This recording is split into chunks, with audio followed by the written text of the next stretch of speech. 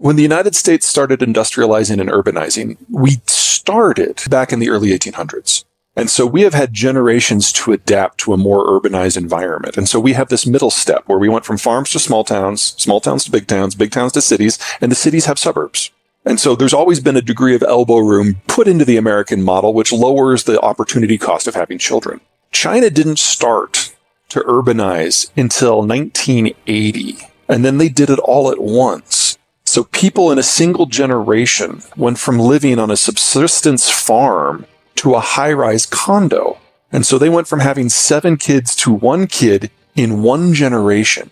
The one-child policy was on top of that. And now that it's been more than 40 years, they don't have a lot of people aged under 40. There's no one left to have the next generation.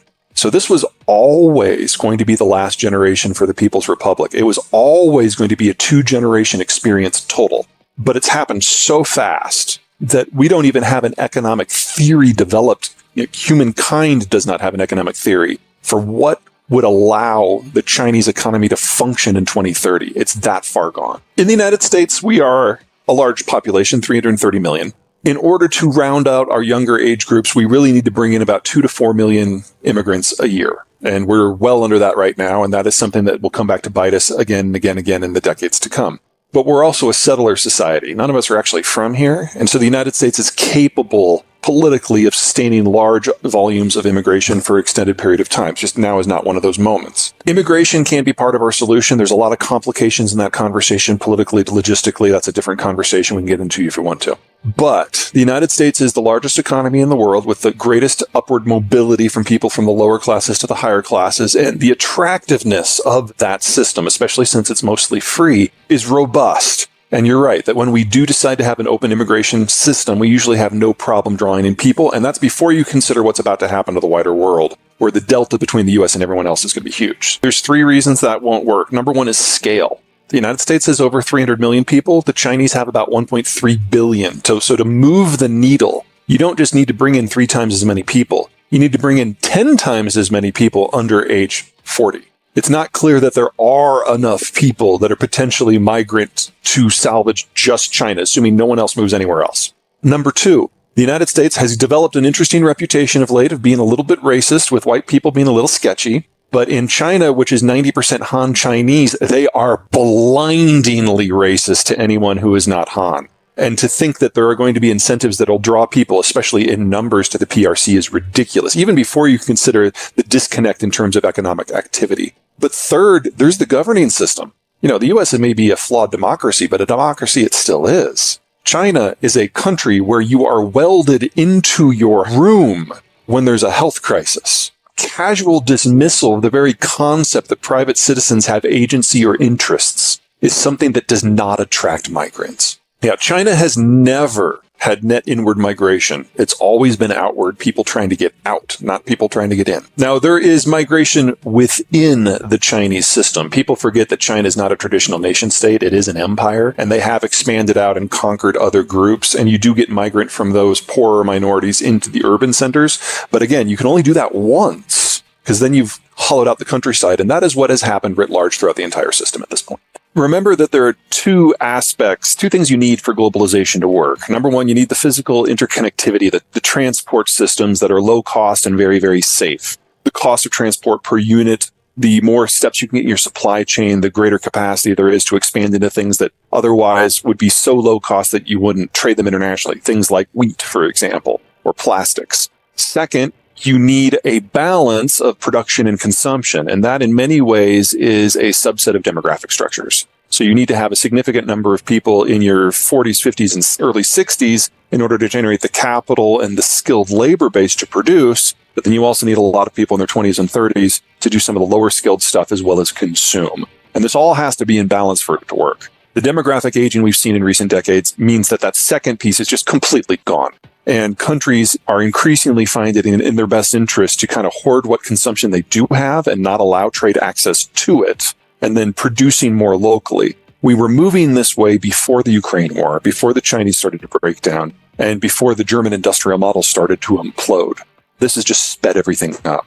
As for the first end with transport, we're kind of in this hanging moment where we're waiting for someone to take the first shot, now that the Americans lack the capacity to protect the system. But even if we don't get a formal conflict over transport, by everyone kind of hoarding the production and consumption zones for themselves, we no longer have a vested interest anywhere in the world in what happens over the horizon. And as long as that is the case, we can get regional transport breakdowns that from our point of view don't affect us. But from everyone else's point of view, it's a bit of a disaster. And the more linked in your country is to these networks, the more vulnerable you are. So China, Korea, Germany, very much so at the very top of that list for different reasons. But they're all dependent upon the inflow and outflow. And so you can damage global transport significantly before the Americans really notice. Not only is the United States one of the world's biggest mining countries for raw materials, so is Canada, so is Mexico. Brazil isn't that far away, and it's all in the same hemisphere. So you can have an Eastern Hemispheric breakdown, which today, 3/4 of population, 3/4 of energy, 3/4 of food production, 3/4 of manufactured goods. And for the most part, the Western Hemisphere actually does better. The smartphone industry is probably simultaneously most sophisticated and spread out in terms of globalization and manufacturing, and the most vulnerable. That's why I picked it. Yeah, fair enough. So the iPhone has 1,400 supply chain steps that touch 50 different countries. So you'll get the plastics probably from a precursor material that comes from the United States. You'll get the copper probably from Chile, but it's probably processed in China. It's probably built into an integrated circuit in Taiwan, with the design happening in California. And the system on a chip that kind of ties it all together is probably from Japan, but it is made out of components from throughout Southeast Asia, and so on and so on and so on. You miss one of these, you don't have a phone. What Apple has discovered under Tim Cook, Tim Cook was brought in to operationalize the supply chain to make it the most efficient it could be. And in doing so, 90% of those supply chain steps now in some way touch China. And what we've discovered with these COVID lockdowns of the last 2 weeks is that the facilities are no longer functioning. So Apple has stopped. I have a phone that I ordered 2 months ago that was supposed to be delivered 2 weeks ago, and now I've received a notice that it's probably not even been built yet. They do have a facility in China with 100,000 people. And so, when that goes offline, do the math. Yeah. Now, this is not the death of Apple. They've got billions in the bank. They can rebuild their supply chain in other places. That's a 5-year process. So this iPhone that I'm trying to get is probably the last one for a while, until they completely rebuild their supply chain so it's China-free, because China is no longer a reliable manufacturing partner. And they're going to have to do that in places they don't have operations. You don't do that overnight. You don't do that cheaply. And Apple will be doing this at the same time other sectors are trying to do the relocation at the same time. Sure. Because of demographic reasons, we have an absolute cap on how much labor we have available in the United States. Same with Canada. Mexico is in a better position, but there's still an upper limit. So everyone who's trying to nearshore or reshore or friendshore at the same time has to compete for an absolute upper limit of labor availability. And we're now seeing that happen across the entire manufacturing world. Yeah, the smart firms started this process in the last year of the Obama administration.